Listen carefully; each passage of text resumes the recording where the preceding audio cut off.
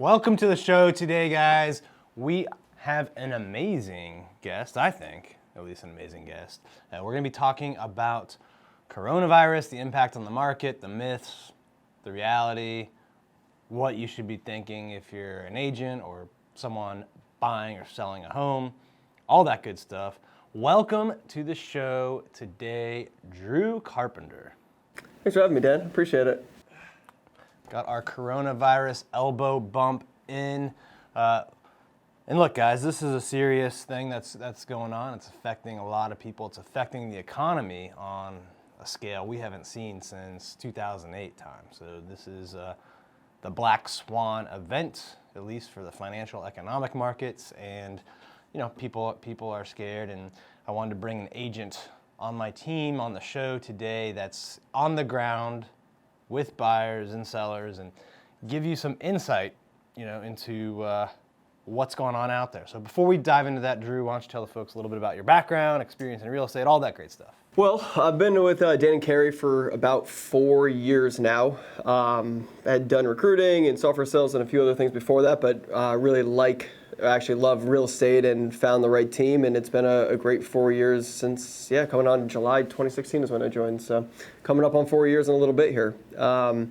In regards to everything that's going on, obviously, you're right, it's a black swan event. We have never encountered this. Nobody quite knows exactly what to do. I think as long as you're keeping the public health interests primary and that's the main focus of your real estate business, you will persevere and come out better on the other end of this. Yeah, I agree, and we'll dive into that a little bit more. And just so you guys know, Drew's not some new agent or one of those low volume producers. He did 29 deals in the last 12 months, which is almost 3 times as much as most agents do. And you're on pace to break that this year, right? Yes, sir. I don't know for sure, but every year, every year I sell more houses. So right, well, that should be the goal. Every year should be your best year, right? That's the goal, yeah.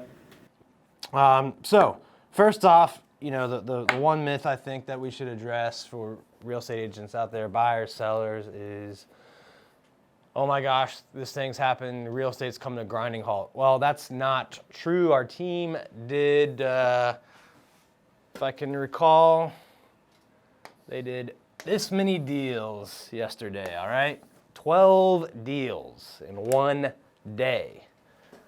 All right, now most agents or teams, that's most agents, that's a good year. Most teams, that's like a good month. But we knocked that out in one day. It happened to be the day that the stock market had its not a good day for the stock market. Yeah, it was like the third worst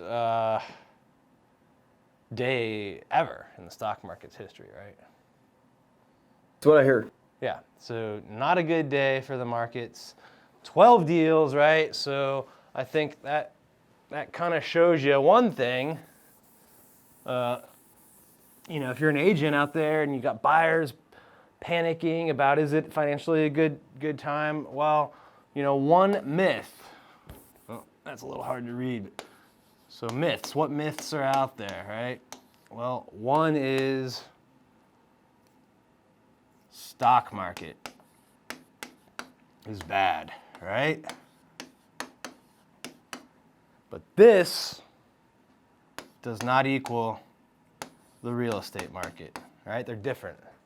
Stock market does not equal the real estate market. So are you dealing with buyers that are talking about the stock market, or is that affecting them at all, or what's the deal there? The biggest question buyers have come to me with, and it's more so they're going to their lenders first because the interest rates have fluctuated so much over the last couple of days. They're not quite sure, are they able to lock it in? Do they need to be under contract to lock in the rate that they're at?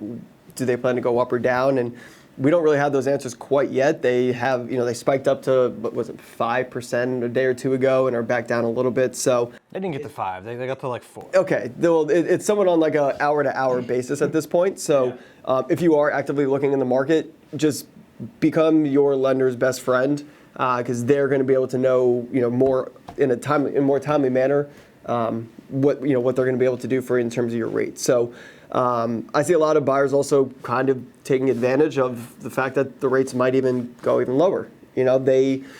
they're not quite as frenzied. Obviously they want to be safe and they want to take the precautions needed. But I haven't seen any real slowdown on the buy side.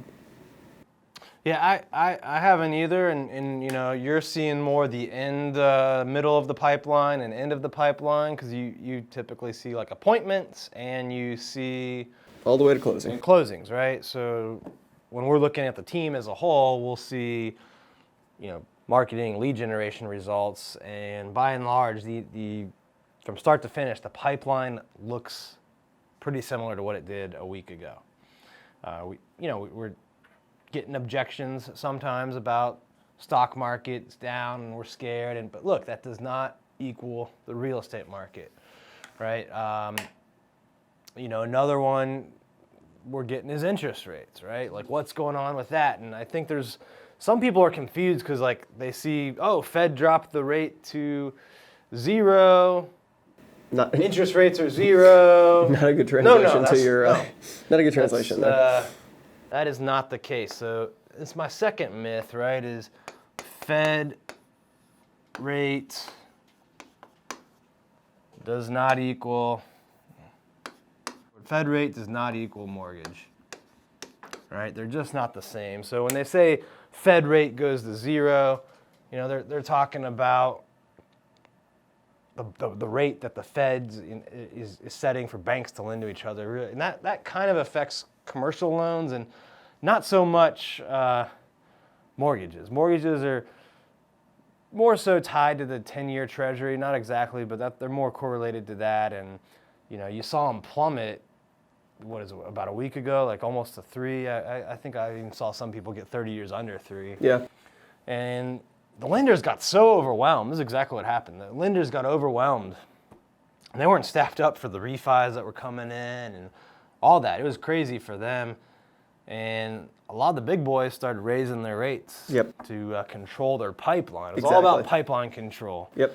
And it caused the mortgage-backed securities markets to just swing wildly all over the place. But at the end of the day, if you got in at the worst time in that couple-day period, you were at like a 4.0 on your 30 years. Stupidly low, cheap money. Like you'll never, you may never get that again, or it may stay there. I don't know, but it's, you look back 80, 100 years, and like we've only seen one other time period where we've been at 4, and we've never seen under 4. So still a good time, even though they can go a little lower than what they might have been at a couple days ago. If you're looking at a big picture here, they're still historically low. And one thing too, I'd point out when you look at stock market, not equal in real estate market. You look at the Fed rate does not equal mortgage rate, and if you're worried about getting in at 3 or 4 or somewhere in between, or thinking, okay, the stock market's down, real estate's going to follow, right? Maybe some people think that. Well, here's the deal: in most areas, right, especially like the DMV area, like our area, like we're never going to see 50% drops. We're lucky. Yeah, we're very lucky to live here. Like a lot of the countries, experienced 10 years ago. Like in most places, we saw a 10% drop. So for like buyers in our market or other markets where the fundamentals are strong, like even if there is a little bit of pause on the real estate side, that will not be as drastic as the price you'll pay if rates go up even like a point. Yeah. Right. So you got to look at purchasing power. So I think that's this is another kind of set of myths out there buyers are dealing with. I think another one, and I realize we're getting running out of space here on the big board, but another one has to do with I can't see homes, right? Can't see homes. Heard buyers and sellers, worried about this one, right? Mm-hmm. And there's ways around that, right? There's ways to do this and be safe. Are you showing people homes virtually or? Yeah, quite a bit. Tours, how's that work? How do you do that? It's going to be, every situation is going to be a little different because every house you go in is going to have a different seller, and every buyer you're working with is going to have different requirements of what they feel comfortable with. So it's going to be a little bit more legwork up front of scheduling and getting all that, squared away. Not rocket science, just a little extra work. So just make sure that before you take someone, if you're working with a buyer and you're taking them to a few different homes, let them know if any of the homes were like hesitant or were like, they really wanted you to have hand sanitizer or something walking in. Just give a little context before you're walking into each home so they know, like, because a lot of people, they like to open doors and touch things as they're going through. So it's a better time to more so just keep your distance, look at the house, maybe not get into the nitty-gritty and wait for an inspector to do that. Just respect the level of uncertainty that your agent might be dealing with, or the sellers might be dealing with, or buyers coming into your home might not feel as comfortable. So again, every situation is going to be a little different. Just play it by ear, do your best, and just know that everyone's going to have a different level of comfort moving forward. Yeah, I think another thing you can really get good at is show them the homes virtually up front, and do that for your sellers. Like you can do the homes virtually, open houses and all that, and use that kind of as a pre-screening tool. So, if your typical buyer maybe sees 8 homes in person prior to making an offer, maybe by doing virtual tours they can only see like 2 or 3, and so you cut down on that number. Another thing to really focus on is let your buyers know, like, if we pull up to the house and you don't like the neighborhood or the street or the neighbor or something you couldn't see online, or whatever it is, or you open the door and you just hate it, like some buyers feel obligated. Well, that I scheduled the time. Here, I should take my 10 minutes. Like, no, just cut it off and don't go in. Right? Yeah. And I think too, finding out what cover level your agent has going in, where I feel almost better doing virtual tours nowadays, just because I know some buyers aren't going to be okay going out. They don't want to, and the FaceTime is just as good as any sort of video tour, and the sellers might appreciate just one person going into their home versus the couple, their kids. Some people bring their whole family sometimes, so you're kind of doing everyone a service by just going in yourself and doing the virtual tours. Yeah, what about this one? Have you heard from buyers like, I should wait, right? I should wait it out, right? Have you heard this one? Sure. What are your thoughts on that? I know we talked a little bit about this with our team yesterday on a virtual meeting, but what are your thoughts on that one? Listen, I think the most important thing during this time is, since it is so unknown to everyone and everyone has such different levels of uncertainty with it, the best thing you can do is not push someone to do something that they don't want to do. If your client is adamant about not going into properties or waiting this out, you trying to push them during a time where there's this much uncertainty is just not going to be good for your business. Now, a lot of smaller things have gone by the wayside, grocery shopping, trips here and there, but something as big as purchasing real estate hasn't quite fallen off people's radar, I don't think. I think people who want to buy are still going to want to go out and purchase. So that being said, I haven't seen a lot of people saying they're going to wait it out. Most people are just trying to figure out how to be as cautious as they can and still complete what they want to complete. Yeah, you got to be sensitive. No one really knows, but I would use questions to really uncover the real fears, the real concerns, Sure. Because what they tell you the first time may not actually be the real, right? And sometimes it takes 2 or 3 levels to get there. And you want to kind of have things that you can lead them to through questions, right? And so this waited out one thought that you might want to get them to is, look, I wrote a bunch of contracts yesterday, or my team did, or other agents have, whatever. So I know people are still looking. Maybe there's some waiting it out, right? Maybe there's some, but if that is the case, what do you think would happen in a month from now, 2 months from now, 3 months from now, whenever, if everyone gets back in and you have the normal demand at that time plus that accumulated time of people waiting it out, now you're going to have a lot more competition for your home, right? Yeah. So anyone who's ready to go, who's in a good financial position and was planning to start searching now anyways, I think it's a great time to do it, especially if you feel okay with the video tours or going into people's homes. Really, the waited out, I think, comes down, if someone is very, in their mind, very further out from purchasing, maybe they want to increase their credit a little bit, this might be a good time to do that. If you're truly uncomfortable and want to see how things pan out, this is actually a really perfect time to narrow in your search a little bit more and work on those financial aspects that when you feel ready or the time is better for you, you might be in a better financial position. Yeah, and I think the flip side of that is, if you've got to sell your house for some reason, if you're moving or whatever it is, now's a pretty good time to have cash too, right? Yeah. Like, so if you're thinking about selling and wanting to wait it out, it kind of depends what your plans are for that money, but by and large, if you have an asset that you're thinking about selling or you had on the market, like, now's the time to have cash, to have credit at low interest rates, right? Yeah. So there's... and if you're selling too, you might see a decrease in the total number of traffic, but the people that are out searching for homes right now are the ones that are deadly serious.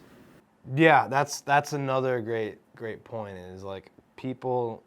It's kind of funny you use that term. I'm glad you caught that. Deadly serious. But if you're looking for homes right now, if you're out looking for homes, if you're a buyer, listing agent, right, and people are talking about buying or selling, like, they're pretty serious. Yeah, no, right? You're not going to be taking out a whole lot of buyers who are on the fence thinking about it. And if you are, you're wasting your time. You want to be. This is actually a really good time to sift through your clients and kind of file and rank them of like who is the most motivated to go out and make it happen now, and focus on those people. Yeah, so let's talk a little bit about what you should be doing right now if you're an agent and you can't come in the office as much or meet people face to face. Like, what should you do? Well, I think keep the people that are in process. Yep. So manage the pipeline, right? Manage your pipeline.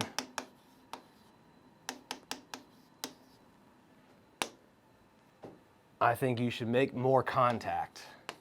And maybe that's the wrong choice of words, but this could be phone, email, video calls, like business touches. Make more contact. I think people are going to respond more in these times. Like, there's they probably have more time right now, a lot of them. A lot of people are home. A lot of people are probably asking themselves a lot of questions about, is it a good time to look? Is it a good time to refi? Is it a good time to sell? People have a lot of questions about a lot of things, and real estate's always one of them. So the more we can help them and reach out to those people who might be thinking this but not feeling proactive enough to call you, this is a good chance for you to show some value and proactively reach out to them. And you can make it like non-obtrusive. You can do videos and just send it through a video text message or through Facebook Messenger and just say, hey, I'm calling to check in, see how you're doing. Like, manage your current pipeline, of course, but use that time also to reach back out to your past clients, your sphere of influence. And the other thing I would do is I would make, so I said more content or more contact, I would make more content as well. So yep. Make more content, right? Document what you're doing. If you're doing a virtual tour, go live with it, right? Put it out there. So more contact and more content. What kind of content are you doing right now to let the world know that I'm Drew Carpenter and I'm still out here? I'm still out here showing houses. Well, exactly what you said. I do a lot through social media, so just letting people know that one, if your agent's not available to do these tours or they're not comfortable with it, I am currently. So I will be doing virtual tours for anyone who might need some help or additional showing assistance. They don't feel okay going to the open house. Just pushing a lot through Facebook Live and Instagram Live. And then mostly through like email and phone. I think the best contacts are from people you've already helped, especially if you did a good job. They're going to be able to refer you to likely the strongest people ready to buy or sell, but you're already going to have that warm transfer since you did a good job for them. So I think it's a great time to be calling past clients. Yeah, so more content. I think, the other thing I'm going to say up here is adapt, right? We don't know how long this is going to last. We don't know what changes from it will be permanent, which ones will revert back to normal. So you gotta adapt. Like, learn how to use Zoom or webinar platforms and have one-on-one meetings on these platforms. Have one-to-many meetings on them, right? Like make your buyer seminar as a buyer webinar. People will appreciate it.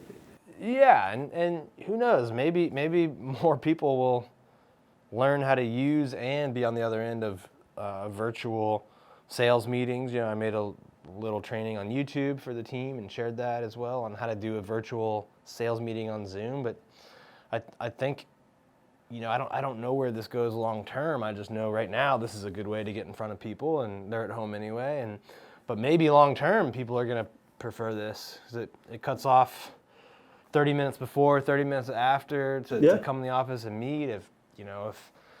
If it's a couple and one person's traveling for work, they can both be on the meeting at the same time. So there's some pros and cons to it, and we don't know where it's going to shake out, but it could be something that helps your business now and a lot more later. Yeah. What other kind of changes are you doing to adapt? Well, besides, again, I think you hit the nail on the head here with more contacts and more content, because a lot of people are sitting at home. They're going through Facebook and Instagram. That's a great time to be putting out content. I think building brand at a time like this, in a time of uncertainty, is going to be more important than ever. Obviously sales are important, but driving brand during this period is going to be crucial to what people think on the other side when things kind of hopefully get back to normal.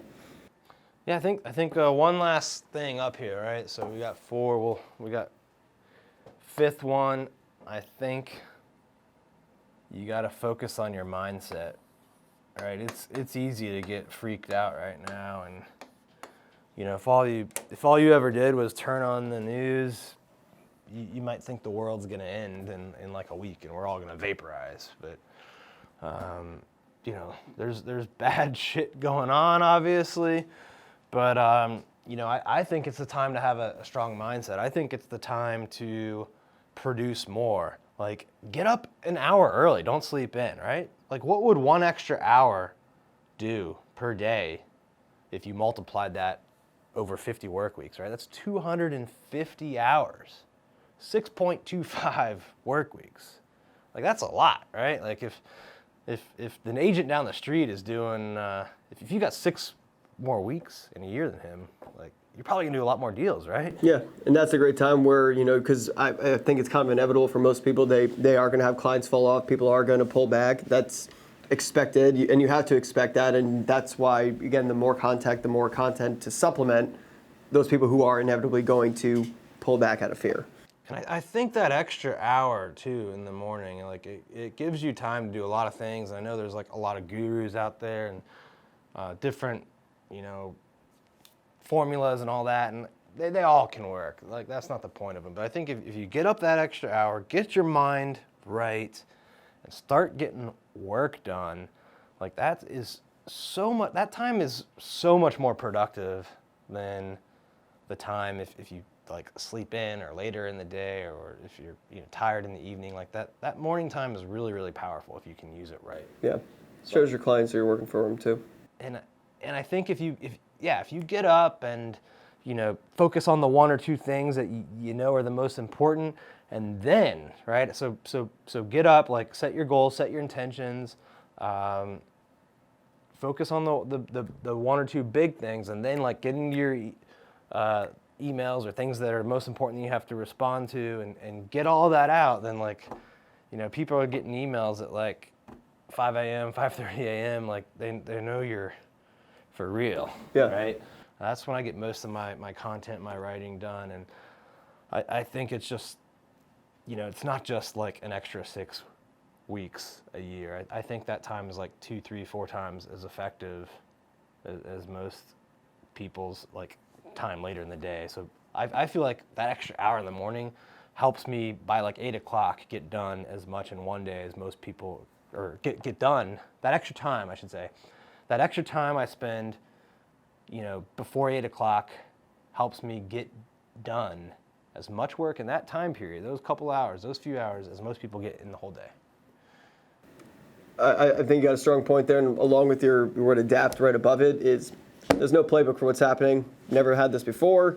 There's no right way, there's no wrong way. It's like go through trial and error. Just figure out what's going to work for you for the next few weeks, few months. Hopefully it's not much more than that, but we don't know. So you're going to have to adapt and just figure out a way to make it work. And set financial expectations that, things may pull back a little bit for you. It's always nice to have a rainy day fund and just be a little bit more conservative with your money during these times. But I don't think, as you said, it's also a great opportunity. You can't just sit back and wait for it all to happen. It's a great opportunity to capitalize on a shifting opportunity.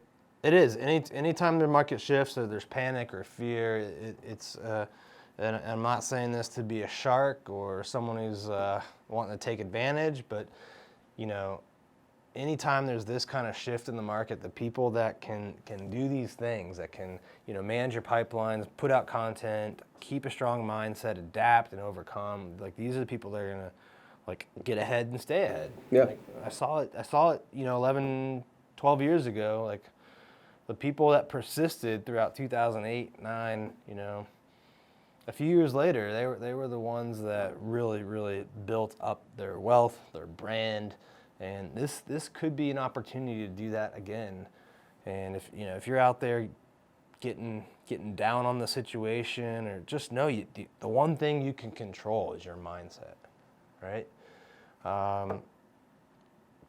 What kind of specific, any just because I don't know if we covered this earlier, but is there any specific problem or issue you've had in the last week or two since this has gone on with any of your buyers, and that you overcame that and got them under contract? I haven't had any real buyers push back that are scared to go see houses or going to pull back on their home search. I've got a few that are kind of right towards the finish line. They're still out every weekend. We're seeing property every week.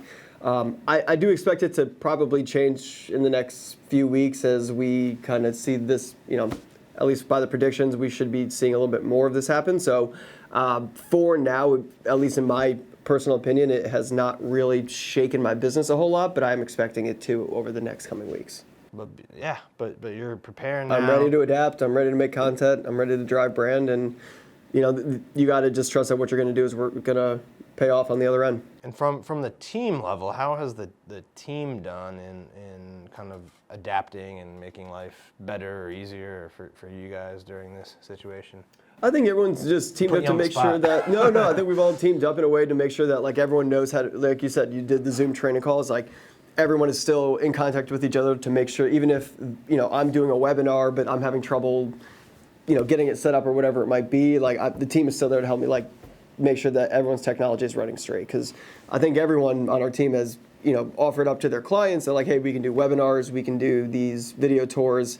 We're happy to keep your search going without you necessarily being there in person for it. So I think everyone just kind of helping everyone out, and that, I haven't seen any sort of break in that team mindset yet. Awesome. Well, we are staying strong, keeping a positive mindset, and ready to adapt and overcome. And thanks for being on the show. Second time on the show, actually.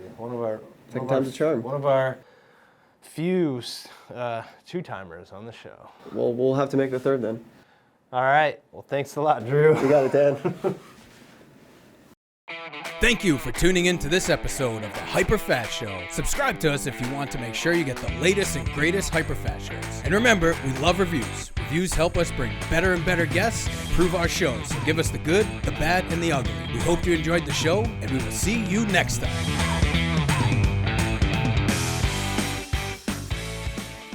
Hey guys, thanks for sticking around to the end. I hope you enjoyed that video, and if you want to see more, click right here. And if you want 100 real estate tips from my best-selling book, click right here to download them instantly. And if you're new to this channel, click below to subscribe and turn on post notifications so you don't miss out. And leave some comments about what you think on the videos. I read them all each week, and I select winners to give out hats, shirts, coaching calls with me, and tickets to some of our events. I'll see you next time.